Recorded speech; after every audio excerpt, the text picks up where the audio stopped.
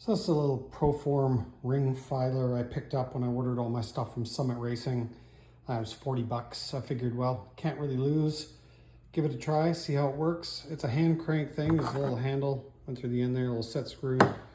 That really wasn't working very good. They make a powered version of this Proform filer too. I think it's 140 bucks US. So if you're looking at one, buy the powered one, or you could always do this. I kind of shoved a screw in the end there, tightened it in, hooked up a Makita cordless to that end, so it's kind of an on-demand thing. The rings fit in here on these two posts. You kind of just pin it down, press an edge into the filer, and it goes reasonably simple, easy, I guess you want to call it. You don't have to do it a whole lot. Go back and forth to the borehole, check to make sure you get the end gap right. Oil rings were thin, so they were quick.